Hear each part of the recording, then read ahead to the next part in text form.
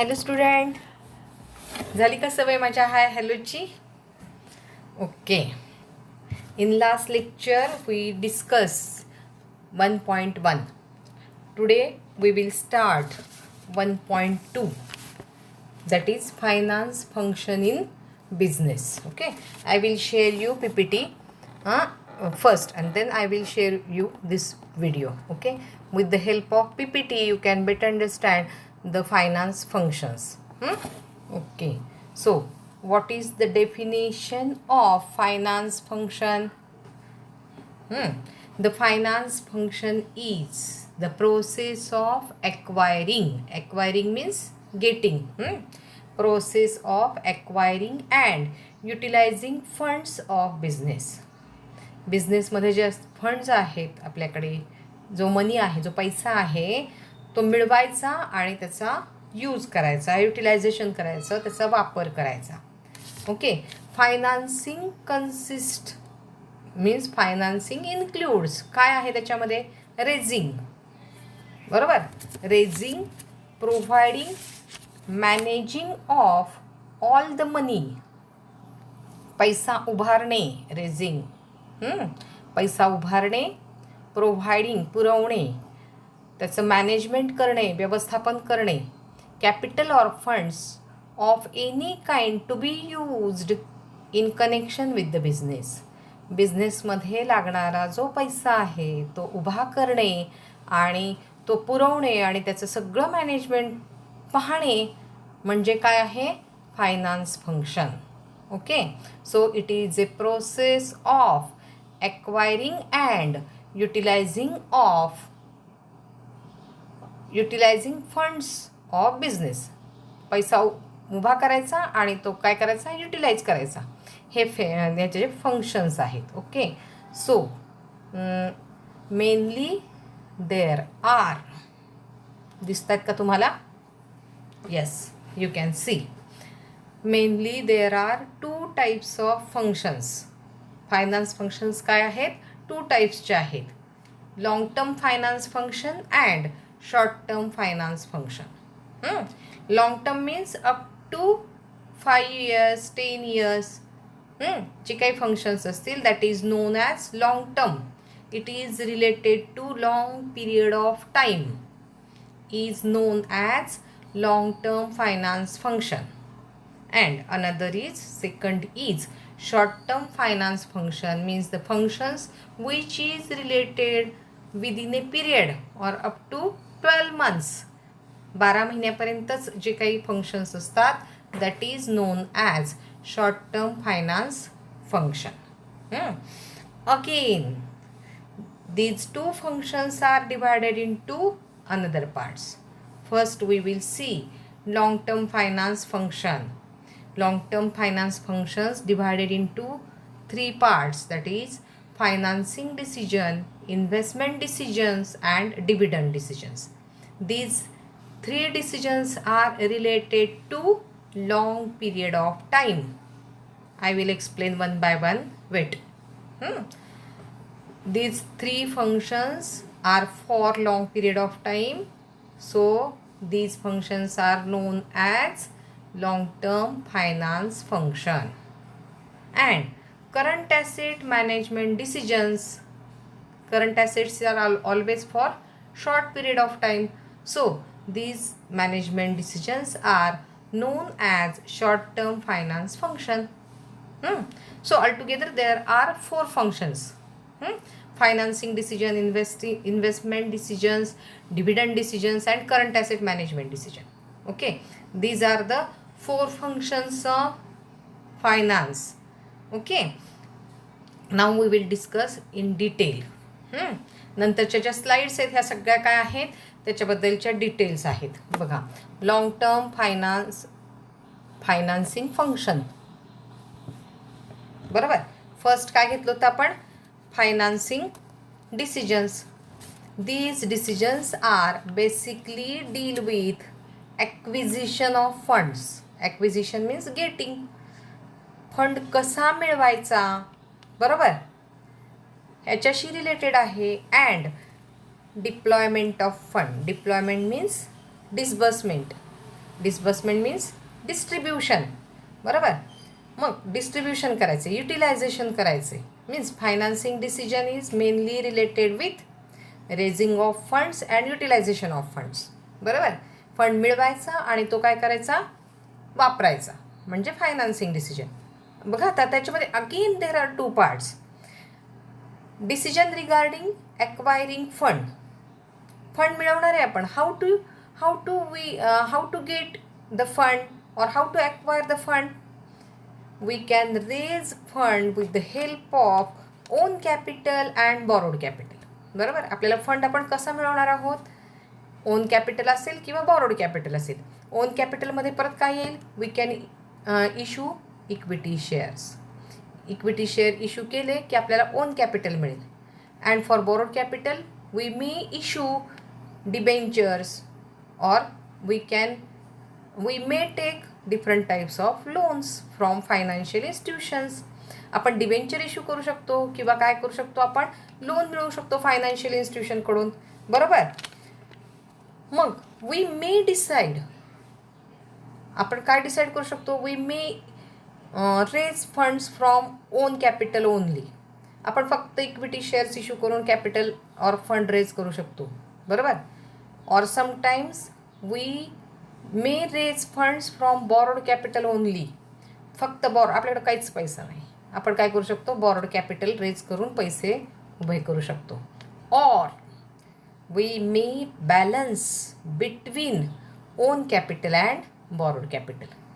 काही part 10%, 20% own कॅपिटलचा, राहिलेला 80%, 90% आपण बॉरोड कॅपिटलचा आपण यूज करू शकतो. व्हाईस वर्सा 80-90% ओन कॅपिटल, 10% बॉरोड कॅपिटल. जसे आपल्याकडे पैसे अवेलेबल असतील तसं आपण काय करू शकतो, डिसिजन घेऊ शकतो. बरोबर. यू लर्न्ड अबाउट द डेब्ट इक्विटी रेशो. शिकलात की नाही? डेब्ट इक्विटी रेशो शिकला होतात. काय आहे, किती रेशो हा कन्सिडर्ड गुड और कन्सिडर्ड बेस्ट. पहा जरा नोटबुक काढा, मी तुम्हाला थोडंसं सांगते. मी आता त्याचं उत्तर देणार नाही, तुम्ही मला सांगायचं आहे डेब्ट इक्विटी रेशो हा किती असावा, 1:2 का 2:1. बरोबर. डेब्ट किती असावं आणि इक्विटी किती असावेत. का असं असावं, आठवते का काही? मी शिकवलं होतं तुम्हाला रेशो ॲनालिसिसला की डेब्ट इक्विटी रेशो हा कसा असावा, किती असावा. का आहे असं, कारण आपल्याला त्याच्यावरती काय मिळू शकतं, tax exemption. Debentures are exempted from tax आणि तो बेनिफिट आपल्याला मिळवायचा असेल तर आपण काय करतो, डिबेंचर इश्यू करतो. फार डिटेलमध्ये जात नाही. तुम्हाला आठवत असेल, तुम्ही प्रेझेंट असाल, तुम्ही अभ्यास केला असाल तर तुम्हाला ह्या गोष्टी सगळ्या लक्षात येतील. लक्षात आलं. म्हणजेच काय आहे की आपण काय करू शकतो, we may balance between own capital and borrowed capital also. बरोबर. आता सेकंड डिसिजन काय आहे, इन्व्हेस्टमेंट डिसिजन. बरोबर. These decisions are related with selection of assets.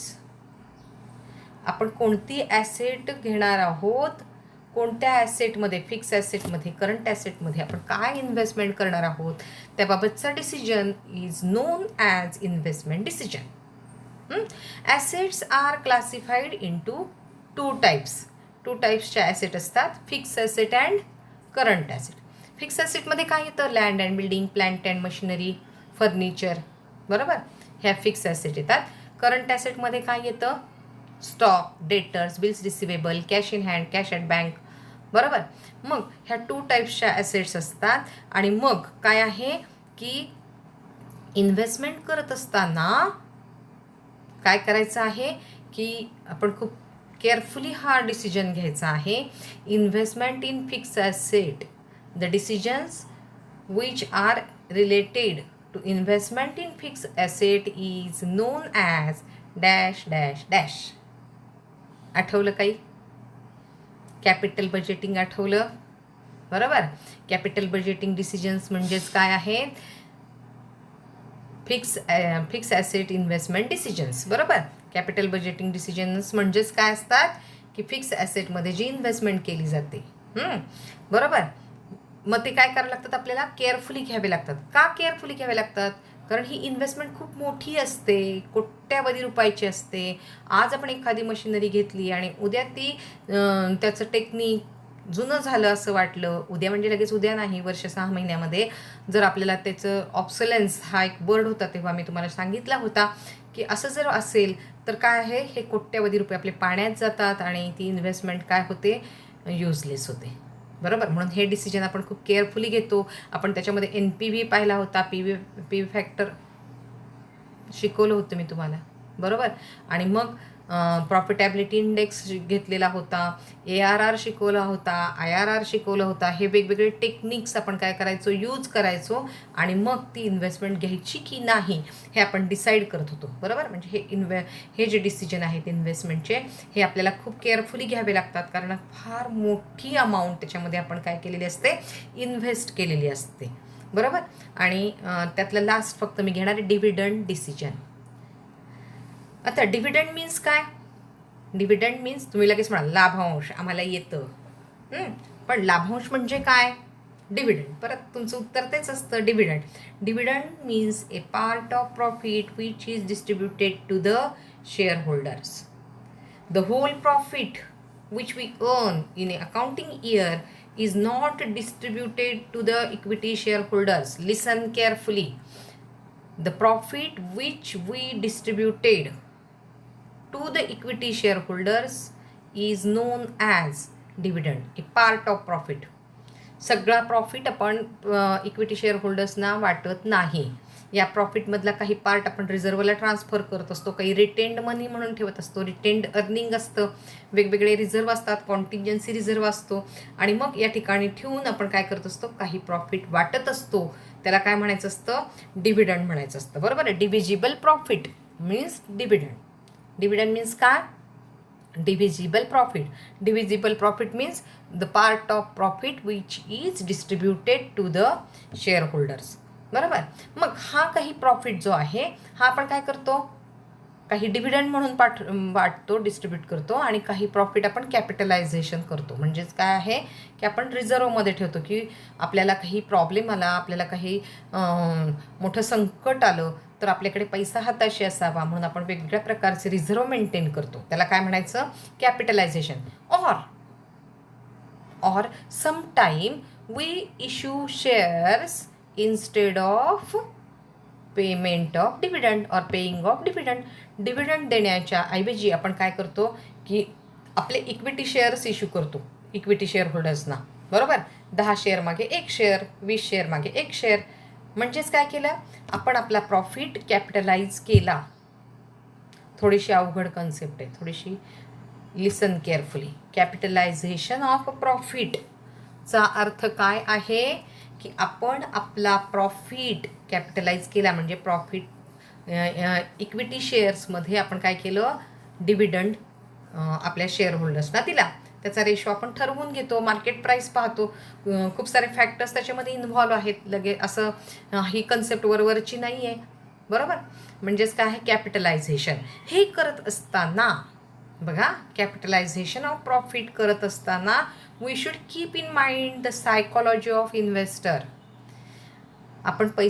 आपण जर इन्व्हेस्टर असू, आपण जर एखाद्या कंपनीत पैसे इन्व्हेस्ट केलेले आहेत, तेव्हा आपल्याला काय वाटत असतं की आपल्याला रोख पैसे, जास्त पैसे आपल्याला डिव्हिडंड म्हणून मिळाले पाहिजे, आपल्याला रिटर्न चांगला मिळाला पाहिजे, असं आपलं म्हणणं असतं. बरोबर. जर आपल्या शेअर्सची मार्केट व्हॅल्यू जास्त नसेल, का जास्त नसेल, कारण आपण डिव्हिडंड देत नाही आहे आणि मार्केटमध्ये आपलं रेप्युटेशन नाही, आपलं गुडविल नाही आणि म्हणून आपल्या शेअर्सच्या प्राईस वाढत नाहीत. आणि अशा स्थितीमध्ये जर आपण डिव्हिडंड म्हणून जर त्यांना आपली इक्विटी शेअर्स देत असू तर ते इक्विटी शेअर्स मान्य करत नाहीत. म्हणून we should keep in mind the psychology of investor. इन्व्हेस्टरना नक्की काय पाहिजे, त्यांची मानसिकता काय आहे, याचा विचार करून आपण डिव्हिडंड डिसिजन घेतला पाहिजे. समजते का? आणि डिव्हिडंड पॉलिसीचे पण वेगवेगळे टाईप्स आहेत. तुम्ही जर वाचत असाल तर स्टेबल डिव्हिडंड पॉलिसी, स्थिर दिला जातो दरवर्षी एकाच दराने, कितीही प्रॉफिट होऊ दे, 9%, 10%च डिव्हिडंड दिला जातो. वरचा सगळा डिव्हिडंड काय केला जातो, रिटेंड अर्निंगमध्ये साठवला जातो, रिझर्वमध्ये साठवला जातो. यामुळं काय होतं की इन्व्हेस्टरना गॅरंटी राहते की येस, आपल्याला मिनिमम एवढा डिव्हिडंड तर मिळणारच आहे. एखाद्या वर्षी प्रॉफिट कमी झाला तर हा रिझर्वमध्ये साठलेला जो पैसा आहे तो डिव्हिडंड देण्यासाठी वापरला जातो. लक्षात येते मी काय सांगते ते?